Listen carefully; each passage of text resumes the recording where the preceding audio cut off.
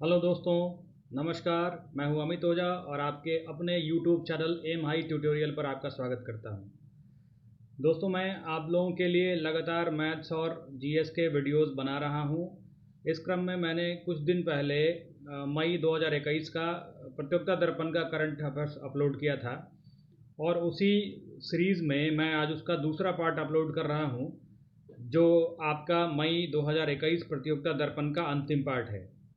इसके बाद दोस्तों, मैं आप लोगों के लिए प्रतियोगिता दर्पण का अप्रैल का, मार्च का, फरवरी का, जनवरी का करंट अफेयर्स अपलोड करूंगा। साथ ही साथ मैं नेक्स्ट संडे से पूरे एक वीक का करंट अफेयर्स आप लोगों के लिए बिल्कुल जो नया करंट अफेयर्स है वो अपलोड करूंगा। और उम्मीद करता हूं कि आपको मेरा चैनल पसंद आ रहा होगा, मेरे वीडियोस आपको यूज़फुल दिख रहे होंगे। तो आपसे ये आशा भी करता हूँ कि आप चैनल को लाइक करिए और सब्सक्राइब करिए। साथ ही साथ आप मुझे प्रोत्साहन दीजिए। आप कुछ और चेंजेस चाहते हैं तो कमेंट बॉक्स में आके मुझे बताइए कि कुछ और चेंज आपको चाहिए कि नहीं, या इसमें अगर कहीं सुधार की ज़रूरत है तो आप मुझे कमेंट बॉक्स में कमेंट कर सकते हैं। तो मैं धीरे धीरे इसमें सुधार ले आऊँगा और आशा करता हूँ कि आपको वीडियोस पसंद आ रहे होंगे। तो चलते हैं हम नए पार्ट 2 मई 2021 प्रतियोगिता दर्पण का करंट अफेयर्स पर।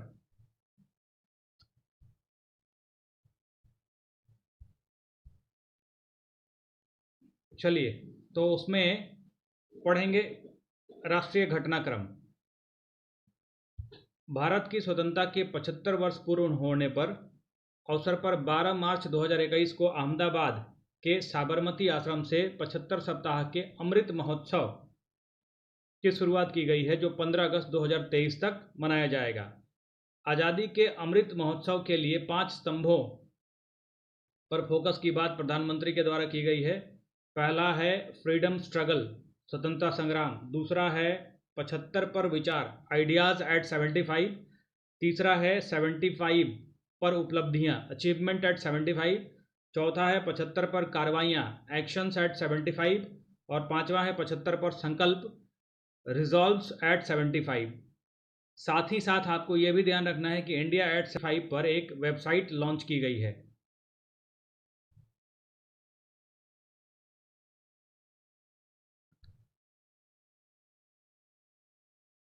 अगला है कि 22 मार्च 2021 22 मार्च 2021 को विश्व जल दिवस के अवसर पर वर्षा की बूंदों को सहेजते हुए जल संरक्षण के उद्देश्य से जल शक्ति अभियान कैच द रेन की शुरुआत की गई है। और कैच द रेन अभियान 22 मार्च से 30 नवंबर 2021 तक चलाया जाएगा। इसमें इम्पोर्टेंट चीज़ें ये भी याद रखने लायक हैं कि हर वर्ष 22 मार्च को विश्व जल दिवस मनाया जाता है। विश्व जल दिवस मनाया जाता है। क्लियर है? चलिए, अगला क्वेश्चन है कि स्वर्गीय अटल बिहारी वाजपेयी की नदी जोड़ो परियोजना को मूर्त रूप देते हुए 22 मार्च 2021 को केन एवं बेतवा नदियों को जोड़ने के लिए उत्तर प्रदेश, मध्य प्रदेश एवं जल शक्ति मंत्रालय के बीच सहमति ज्ञापन पर हस्ताक्षर किया गया। केन बेतवा लिंक परियोजना में मध्य प्रदेश में दौधन बांध का निर्माण कर केन नदी का पानी बेतवा नदी के लिए भेजा जाएगा और इससे 62 लाख लोगों को पेयजल की आपूर्ति की जाएगी तथा 103 मेगावाट विद्युत का उत्पादन भी किया जाएगा। अगला है कि वर्ष 2019 में गठित इसरो के वाणिज्यिक उपक्रम न्यू स्पेस इंडिया लिमिटेड के द्वारा पहले पूर्णतः व्यावसायिक मिशन के तहत उपग्रह प्रक्षेपण यान PSLV C51 के द्वारा आंध्र प्रदेश के श्रीहरिकोटा स्थित सतीश धवन अंतरिक्ष केंद्र से 28 फरवरी 2021 को एक साथ 19 उपग्रहों का प्रक्षेपण किया गया, जिनमें 13 उपग्रह अमेरिका के, 5 उपग्रह भारत के तथा एक उपग्रह ब्राज़ील का था, जो कि अमेजोनिया 1 था। अब ध्यान देना है कि ब्राज़ील का पहला उपग्रह भारत के द्वारा ऐसा प्रक्षेपित किया गया है और ये न्यू स्पेस इंडिया भारत का वाणिज्यिक उपक्रम है, इसरो का वाणिज्यिक उपक्रम है जो कई देशों के उपग्रहों को अंतरिक्ष में प्रक्षेपित करता है। तो इसमें कई चीज़ें याद रखने लायक है। एक तो कि सतीश धवन अंतरिक्ष केंद्र कहाँ है, श्रीहरिकोटा में है। कहाँ पे है? आंध्र प्रदेश में है। भारत के इसरो का वाणिज्यिक उपक्रम कौन सा है? न्यू स्पेस इंडिया लिमिटेड है। और इसके द्वारा ब्राज़ील का पहला कौन सा उपग्रह प्रक्षेपित किया गया? अमेजोनिया 1। साथ ही साथ इसमें एक भी चीज़ और भी याद रखना है कि भारत के उपग्रहों में DRDO द्वारा विकसित सिंधु नेत्र उपग्रह भी शामिल है, जो पहाड़ी इलाकों से लेकर हिंद महासागर के तटवर्ती क्षेत्रों में होने वाली गतिविधियों पर नजर रखेगा।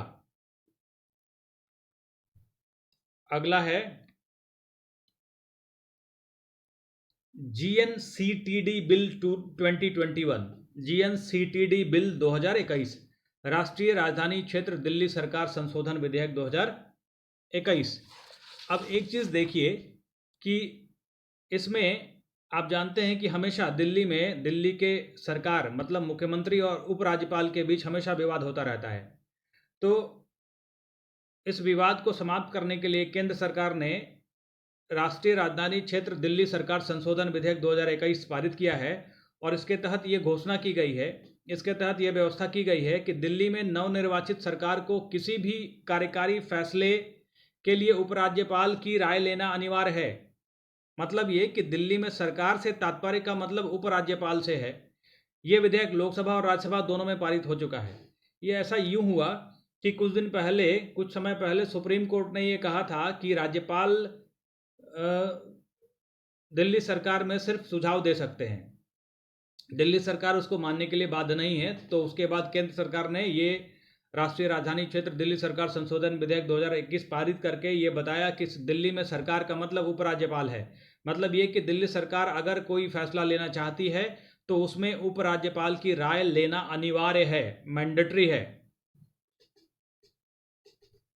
अगला है उत्तराखंड में गढ़वाल से भाजपा सांसद श्री तीरथ सिंह रावत को मुख्यमंत्री बनाया गया है, जो कि उत्तराखंड के 10वें मुख्यमंत्री होंगे। ठीक है। उत्तराखंड की राज्यपाल बेबी रानी मौर्य हैं। वर्तमान में उत्तराखंड की राज्यपाल हैं बेबी रानी मौर्य। ये याद रखने लायक जरूरी करंट अफेयर्स है। दूसरा है कि भारत और पाकिस्तान के बीच 1960 ईस्वी में सिंधु जल समझौता किया गया था। इससे संबंधित परमानेंट इंडस कमीशन PIC की बैठक नई दिल्ली में संपन्न हुई।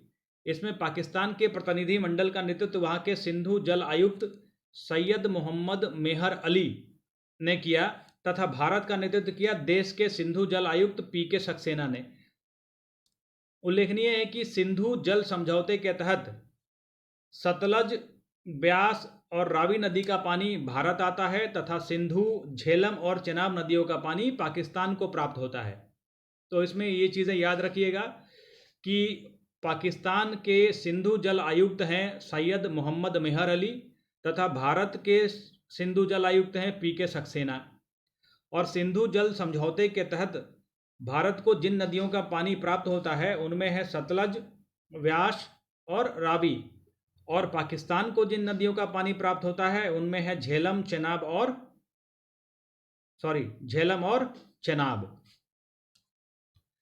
अब इसमें एक फैक्ट है जो याद रखा जा सकता है कि पाकल डल जल विद्युत परियोजना कहाँ है?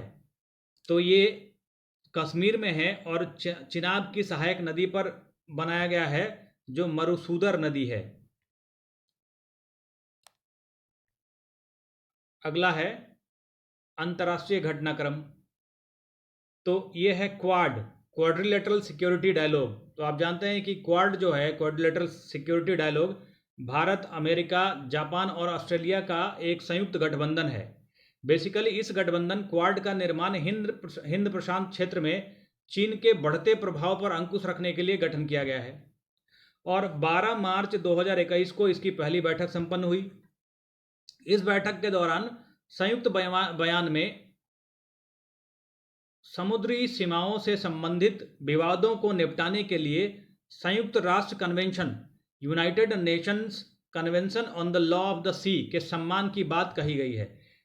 इस बैठक में साथ ही साथ क्वाड विदेश मंत्रियों की बैठक प्रतिवर्ष करने का निर्णय लिया गया है। अगला है UNHRC, United Nations human right council. तो आप ये ध्यान रखिएगा कि अभी मानवाधिकार उल्लंघन मामले में जो 47 सदस्यीय UNHRC है, उसमें श्रीलंका के विरुद्ध प्रस्ताव पारित किया गया था, जो 22-11 के मतांतर से पारित हो गया है, और जिसमें श्रीलंका को गृह युद्ध के दौरान किए गए दमन, मानवाधिकारों के उल्लंघन के लिए युद्ध अपराधों का दोषी होने का आरोप लगाया गया है। साथ ही आपको यह भी ध्यान रखना है कि UNHRC की स्थापना संयुक्त राष्ट्र महासभा द्वारा 15 मार्च 2006 को प्रस्ताव किया गया था। 15 मार्च 2006 को प्रस्ताव किया गया था और 19 जून 2006 को परिषद की प्रथम बैठक हुई और भारत इस मतदान में उपस्थित नहीं रहा था। अगला है कि Stockholm International Peace Research Institute, ये हर वर्ष एक रिपोर्ट जारी करता है जो कि स्वीडन का है। ये अपने वार्षिक रिपोर्ट में 2016 से 20 के 5 वर्षों की अवधि में हथियारों के 5 बड़े आयातक देश के बारे में बताया गया है इसमें। और इसमें पहला सबसे बड़ा आयातक है सऊदी अरब, दूसरे नंबर पे भारत है, तीसरा मिस्र, चौथा ऑस्ट्रेलिया और पांचवा चीन। तथा इस अवधि में हथियारों के 5 बड़े निर्यातक देशों में अमेरिका, रूस, फ्रांस, जर्मनी, चीन रहे हैं। तो आपको यहाँ ध्यान रखना है कि 16 से 20 की अवधि में सर्वाधिक 5 बड़े आयातक हथियार के देश हैं, उसमें पहला सऊदी अरब है, दूसरे नंबर पे भारत है, तीसरा मिस्र है। तो कम से कम 2-3 देशों का नाम याद रखिए। और 5 सबसे बड़े निर्यातक देशों में पहला अमेरिका है, दूसरा रशिया है, तीसरा फ्रांस है। और इस अवधि में भारत को हथियार की आपूर्ति करने वाले पहले 3 देशों में पहला रूस, दूसरा फ्रांस, तीसरा इजराइल है। मतलब सबसे ज़्यादा हथियार की आपूर्ति भारत में रूस ने की है, दूसरे नंबर पे फ्रांस ने, तीसरे नंबर पे इजराइल ने। और इस अवधि में कुल वैश्विक आयात का 9.5% आयात भारत में हुआ है हथियारों का। क्लियर है? चलिए अगला है कि भारत और बांग्लादेश के बीच यात्री रेलगाड़ियां मैत्री एक्सप्रेस जो कि कोलकाता से ढाका के बीच चलती है और बंधन एक्सप्रेस जो कि कोलकाता से खुलना के बीच चलती है के बाद न्यू जलपाईगुड़ी और ढाका के बीच एक नई रेलगाड़ी मिताली एक्सप्रेस 27 मार्च 2021 से शुरू की गई है। तो आपको इसमें 2-3 चीज़ें याद रखनी है। एक तो मैत्री एक्सप्रेस के बारे में, मैत्री एक्सप्रेस, और दूसरा है बंधन एक्सप्रेस।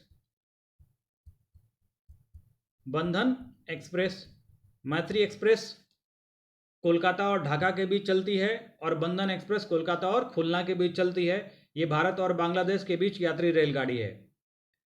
अगला है कि भारत और बांग्लादेश के बीच फेनी नदी पर एक सेतु का निर्माण किया गया है जो कि 1.9 किलोमीटर लंबा होगा और भारत में त्रिपुरा के सबरूम जिले से बांग्लादेश के रामगढ़ को जोड़ता है। इस मैत्री सेतु का नाम दिया गया है, इसे मैत्री सेतु का नाम दिया गया है। अगला है कि वर्ष 2021 का वर्ल्ड हैप्पीनेस इंडेक्स। तो ध्यान रखिएगा कि जो हैप्पीनेस इंडेक्स है ये विश्व के विभिन्न देशों में खुशहाली का आकलन करता है और संयुक्त राष्ट्र सतत विकास समाधान network, United Nations sustainable development solution network द्वारा जारी किया जाता है। इस साल 149 देशों के लिए हैप्पीनेस सूचकांक की गणना की गई है और भारत को इसमें 139वां स्थान प्राप्त हुआ है। इस हैप्पीनेस इंडेक्स में फिनलैंड तथा डेनमार्क ने पहला और दूसरा स्थान प्राप्त किया है। खुशहाली से संबंधित जिम्बाब्वे की हालत सबसे खराब है। मतलब ये कि इस इंडेक्स में जिम्बाब्वे को सबसे निचले पायदान पर रखा गया है और उसे 149वां स्थान प्राप्त हुआ है और उसके ऊपर 148वें स्थान पर रवांडा है। मतलब ये हम लोग को 2-3 चीज़ें इसमें याद रखनी है कि जो 2021 का वर्ल्ड हैप्पीनेस इंडेक्स है ये 149 देशों के लिए जारी किया गया है। इसमें पहले स्थान पर है आपका फिनलैंड, पहले स्थान पर है फिनलैंड और दूसरे स्थान पर है डेनमार्क। भारत को इसमें 139वां स्थान प्राप्त किया गया है। और 149वें स्थान पर आपका कौन सा देश है? जिम्बाब्वे है। जिम्बाब्वे है, ठीक है। अगला है आर्थिकी। तो आर्थिकी में कुछ चीज़ें हैं याद रखने लायक, जैसे अभी वाणिज्य मंत्रालय ने एक रिपोर्ट जारी की है, उसके अनुसार वर्ष 2020-21 के पहले 9 महीने में भारत में प्रत्यक्ष विदेशी निवेश 22% का हुआ है। और साथ ही ये जो 22% का जो निवेश वृद्धि हुआ है, 22% की वृद्धि दर्ज की गई है। और ये कितना है? 67.54 अरब डॉलर का है। 67 अरब 54 अरब डॉलर का है, ठीक है। और साथ में इक्विटी के जरिए आने वाले एफडीआई में 40% की वृद्धि हुई है। यह भी ध्यान रखने वाली चीज़ है। दूसरा है प्रधानमंत्री स्वास्थ्य सुरक्षा निधि, PMSSN। ये जो प्रधानमंत्री स्वास्थ्य सुरक्षा निधि है, ये स्वास्थ्य परियोजनाओं के लिए एक single non lapsable reserve fund है। Single non lapsable reserve fund उपलब्ध कराने के लिए है। और ये किसके द्वारा? तो स्वास्थ्य एवं परिवार कल्याण मंत्रालय के द्वारा शुरू किया गया है। स्वास्थ्य एवं परिवार कल्याण मंत्रालय, स्वास्थ्य एवं परिवार कल्याण मंत्रालय के द्वारा शुरू किया गया है। और ये जो प्रधानमंत्री स्वास्थ्य सुरक्षा निधि है, इसका जो वित्तीयन होगा, जिसको जो फंड मुहैया कराया जाएगा, ये जो स्वास्थ्य और शिक्षा उपकर से जो राजस्व प्राप्त होगा, उस राजस्व से इस प्रधानमंत्री स्वास्थ्य सुरक्षा निधि को फंड मुहैया कराया जाएगा, ठीक है। अगला देखते हैं। अगला है काला नमक चावल महोत्सव। तो दोस्तों, काला नमक चावल महोत्सव 13 से 15 मार्च 2021 के दौरान सिद्धार्थनगर उत्तर प्रदेश में संपन्न हुआ। ये जो काला नमक चावल महोत्सव है, ये one district one product ODOP के तहत चयनित उत्पादों को बढ़ावा देकर किसानों के लिए आय के नए अवसर सृजित करने के लिए इस महोत्सव की शुरुआत की गई थी। इसके पहले आपको एक चीज़ और ध्यान देना है कि इसके पहले झांसी में स्ट्रॉबेरी महोत्सव हो चुका है। स्ट्रॉबेरी महोत्सव। तथा लखनऊ में गुड़ महोत्सव का आयोजन किया गया था, ठीक है दोस्तों। ये दोनों एडिशनल चीज़ें हैं, याद रखिएगा इनको। आइए आगे चलते हैं। अगला है खेलकूद। तो खेलकूद में पहला है नीरज चोपड़ा, जो कि संबंधित है जेवलिन थ्रो से। इनको इसलिए याद रखना है कि कई बार आपसे ये पूछ दिया जाता है कि फलाना खिलाड़ी किस खेल से संबंधित है। तो आपको सिर्फ इसमें याद रखना है कि नीरज चोपड़ा जेवलिन थ्रो से संबंधित है। ये इसलिए चर्चा में है कि उन्होंने कुछ समय पहले अपना खुद का रिकॉर्ड तोड़ा था, एक नया राष्ट्रीय रिकॉर्ड बनाया है, इसलिए नीरज चोपड़ा को याद रखना ज़रूरी है। अगला है सीनियर राष्ट्रीय फेडरेशन कप एथलेटिक्स चैंपियनशिप 2021, जो कि 15 से 19 मार्च के बीच पटियाला में हुआ है। पटियाला कहाँ है? पंजाब में है। इसमें पुरुष वर्ग में गुरविंदर सिंह पंजाब के और महिला वर्ग में धनलक्ष्मी तमिलनाडु की है ने जीत हासिल की है। तो इसमें 2-3 चीज़ें याद रखनी है कि राष्ट्रीय senior federation cup athletics championship 2021 कहाँ संपन्न हुआ? पटियाला में। इसमें पुरुष वर्ग के विजेता कौन है? तो गुरविंदर सिंह है। और महिला वर्ग की विजेता कौन है? धनलक्ष्मी है, जो कि तमिलनाडु से हैं। अगला है कि 18 से 22 जून 2021 को भारत और न्यूजीलैंड के बीच इंग्लैंड के साउथहैम्पटन में ICC टेस्ट चैंपियनशिप का फाइनल खेला जाएगा।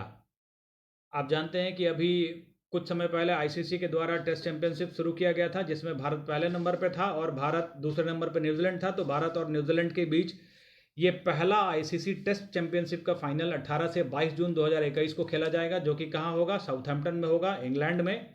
और इस ICC टेस्ट चैंपियनशिप में कुल 9 देशों की हिस्सेदारी थी। 9 देशों की टीमें शामिल रही थी।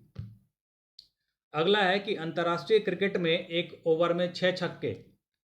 तो अंतर्राष्ट्रीय क्रिकेट में एक ओवर में 6 छक्के अभी तत्काल मारने का रिकॉर्ड किरोन पोलार्ड के नाम आया है, जो कि T20 में श्रीलंका के विरुद्ध लगाया इन्होंने, और ऐसा तीसरी बार हुआ है।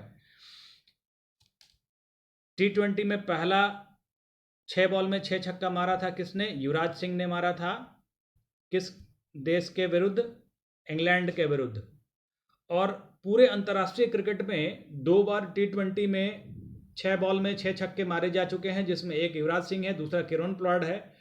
और एक दिवसीय अंतर्राष्ट्रीय क्रिकेट में 6 बॉल में 6 छक्के मारने का रिकॉर्ड दक्षिण अफ्रीका के हर्सेल गिब्स के नाम है। हर्सेल गिब्स के नाम है। तो ये 2-3 चीज़ें आप याद रखेंगे तो अच्छा रहेगा। अगला है कि T20 अंतर्राष्ट्रीय क्रिकेट में 14वीं हैट्रिक अकिला धनंजय। तो T20 अंतर्राष्ट्रीय क्रिकेट में श्रीलंका के अकिला धनंजय ने 14वीं हैट्रिक लगाई है, और T20 में पहला हैट्रिक लगाया था ब्रेट ली ने। और भारत के भी एक खिलाड़ी हैं जिन्होंने T20 क्रिकेट में हैट्रिक लिया है, वो हैं दीपक चहार। दीपक चहार, जिन्होंने बांग्लादेश के विरुद्ध हैट्रिक लगाया था। अगला है कि ATP रैंकिंग में सर्वाधिक समय तक नंबर 1 खिलाड़ी रहने का रिकॉर्ड अब नोवाक जोकोविच के नाम है।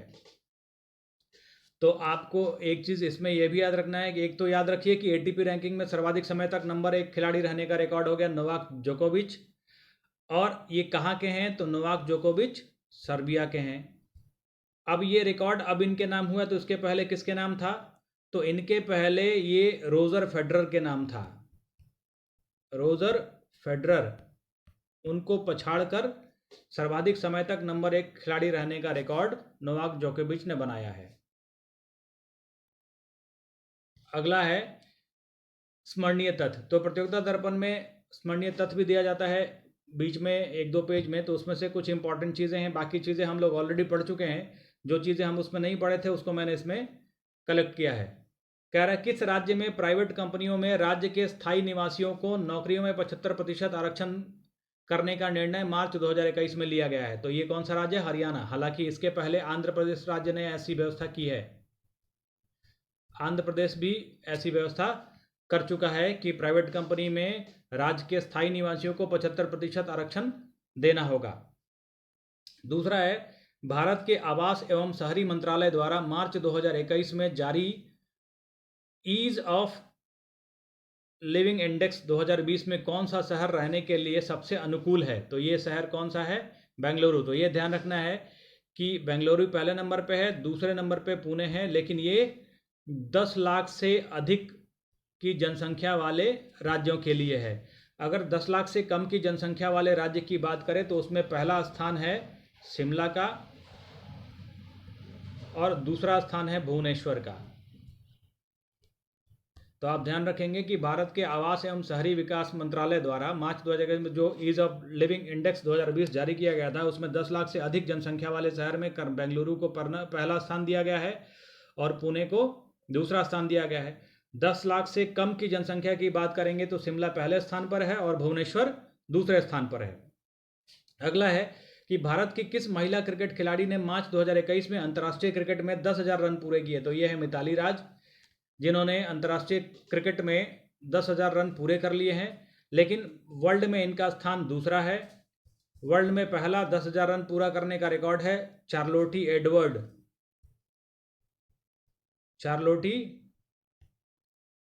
एडवर्ड, जो कि कहाँ की हैं? इंग्लैंड की हैं। ये पहले नंबर पे है, दूसरे नंबर पे मिताली राज हैं। अगला है कि भारत के व्यापारियों की संस्था Confederation of All India Traders CAIT ने कौन सा पूर्ण भारतीय online shopping e-commerce mobile app 11 मार्च 2021 को प्रारंभ किया है? तो यह भारत ई मार्केट। इसमें एक चीज़ और ध्यान रखिएगा कि इस ऐप पर व्यापारी अपनी ई दुकान खोलकर व्यापार कर सकते हैं। अगला है Cambridge energy research association, Cambridge energy research associates CERA द्वारा प्रधानमंत्री नरेंद्र मोदी को कौन सा अवार्ड मार्च 2021 में प्रदान किया गया है? तो यह है global energy and environment leadership award. अगला है G7 राष्ट्रों की 47वीं समिट जून 2021 में कहाँ प्रस्तावित है? तो ये है ब्रिटेन में। आपको यह ध्यान देना है कि G7 में कौन कौन से देश हैं, G7 में कौन कौन से देश हैं? तो पहला है कनाडा, फिर फ्रांस, फिर जर्मनी, इटली, जापान, ब्रिटेन और अमेरिका। तो ये ध्यान रखना है कि G7 में कौन कौन से देश हैं, कौन कौन से देश आते हैं? Canada, France, Germany, Italy, Japan, Britain और अमेरिका। अगला है कि मार्च 2021 में इजराइल की संसद के लिए संपन्न चुनाव में सर्वाधिक सीट किस पार्टी को मिला है? तो यह है लिकुड पार्टी। सर्वाधिक सीट लिकुड पार्टी को मिला है। बात इजराइल की संसद की हो रही है तो एक चीज़ याद रखेंगे, इजराइल की संसद को क्या कहते हैं? इजराइल की संसद को नेसेट कहते हैं। दूसरा, अंतर्राष्ट्रीय जल परिवहन के लिए प्रसिद्ध कौन से नहर या कैनाल जिसमें एक जंगी जहाज फंसने के कारण मार्च 2021 में चर्चित रहा? तो ये कौन सा था? Suez Canal. ये पढ़ा होगा आप लोगों ने, चर्चा में रहा था काफ़ी कि स्वेज नहर में एक जहाज फंस गया था जिसकी वजह से परिवहन में, आवागमन में दिक्कत हुई थी, जिसमें बहुत सारा नुकसान हुआ था पूरे वर्ल्ड को। और वो जहाज कौन सा था? जहाज का नाम था एवर गिवन। Ever given. अगला है मानवाधिकारों के उल्लंघन को लेकर संयुक्त राष्ट्र मानवाधिकार परिषद UNHRC में मार्च 2021 में किस राष्ट्र के विरुद्ध प्रस्ताव पारित हुआ? यह भी हम लोगों ने पढ़ा, श्रीलंका के विरुद्ध प्रस्ताव पारित हुआ था। भारत ने मतदान में भाग नहीं लिया था। भारत की केंद्र सरकार ने किस राष्ट्र के साथ जल संसाधन एवं तकनीकी ज्ञान के लिए एक मेमोरेंडम ऑफ कोऑपरेशन के लिए 23 मार्च 2021 को स्वीकृति प्रदान की? तो यह है कौन सा? जापान। अगला है कि भारत के केंद्रीय सरकार ने किस राष्ट्र के साथ लोक सेवाओं में भर्ती संबंधी ज्ञान को साझा करने के लिए संघ लोक सेवा आयोग को मेमोरेंडम ऑफ अंडरस्टैंडिंग के लिए मार्च 2021 में स्वीकृति प्रदान की है? तो यह है अफगानिस्तान। अगला है कि प्रधानमंत्री नरेंद्र मोदी ने कोविड काल में सर्वप्रथम मार्च 2021 में किस पड़ोसी राष्ट्र की यात्रा की है? तो ये बांग्लादेश की यात्रा की थी। और इसी बांग्लादेश की यात्रा के दौरान कई सारी चीज़ें की गई थी, जिसमें एक ट्रेन का भी शुरुआत किया गया था। और ये जो इनकी यात्रा थी नरेंद्र मोदी की, ये भारत और बांग्लादेश के राजनयिक संबंधों के 50 वर्ष पूर्ण होने के अवसर पर किया गया था। अगला है किस डच पेंटर की painting street scene in Montmartre record 13.091 million euro में मार्च 2021 में बिकी है? तो यह है विंसेंट वॉन गॉग। अगला, स्पेन के किस प्रांत को स्पेन से स्वतंत्र राष्ट्र बनाने के लिए आंदोलन चलाया जा रहा? तो यह है कैटालोनिया। स्पेन के कैटालोनिया प्रांत को स्पेन से अलग प्रांत बनाने के लिए, स्वतंत्र राष्ट्र बनाने के लिए आंदोलन चलाया जा रहा है। अगला, जर्मनी के किस खिलाड़ी को पुनः अंतर्राष्ट्रीय ओलंपिक समिति IOC का प्रेसिडेंट आगामी 4 वर्षों के लिए मार्च 2021 में निर्वाचित कर लिया गया है? तो यह है थॉमस बाख। ये अगले कार्यकाल के लिए निर्वाचित हुए हैं। और इनके संबंध में एक चीज़ और याद रखने लायक है कि ये पहले ऐसे व्यक्ति हैं जिन्होंने ओलंपिक खेलों में स्वर्ण पदक जीता है और साथ ही अंतर्राष्ट्रीय ओलंपिक समिति के प्रेसिडेंट भी, IOC के प्रेसिडेंट भी रहे हैं। ये चीज़ याद रखने लायक है इनके विषय में। तो दोस्तों, मई का करंट अफेयर्स यहाँ समाप्त होता है। अगले सीरीज़ में हम फिर अप्रैल के करंट अफेयर्स के साथ आपके साथ मिलेंगे वापस। तब तक आप इन दोनों वीडियोस को देखते रहिए और करंट अफेयर्स को याद करते रहिए। क्योंकि अभी कोरोना काल का दौर चल रहा है तो सभी परीक्षाएं स्थगित हैं। जैसे ही इनका काल समाप्त होगा, जैसे ही हर जगह परीक्षाओं की शुरुआत होगी तो ये चीज़ें फिर आपको पढ़नी पड़ेंगी। तो अभी आप लगातार पढ़ते रहिए ताकि आपको अचानक से मेहनत करने की ज़रूरत ना पड़े, आपको चीज़ें याद रहें। तो हम अगले वीडियो में फिर मिलेंगे करंट अफेयर्स के वीडियो के साथ। तब तक के लिए धन्यवाद। जाते जाते मैं आपको ये कहना चाहता हूँ कि आप चैनल को सब्सक्राइब कीजिए, वीडियो को लाइक कीजिए यदि पसंद आ रहा हो तो, और मुझे ऐसे ही प्रोत्साहित करते रहिए ताकि मैं आपके लिए इसी तरह वीडियोस बनाता रहूं। आपके लिए इसी तरह करंट अफेयर्स और जीएस और मैथ्स जो भी मेरे पास सामग्री है मैं आपको उपलब्ध कराता रहूं, ताकि आप अपनी सफलता को प्राप्त करने में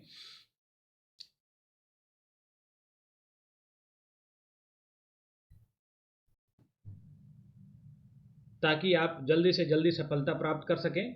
और इसके लिए मेरी आप शुभकामनाएं आपके साथ हैं।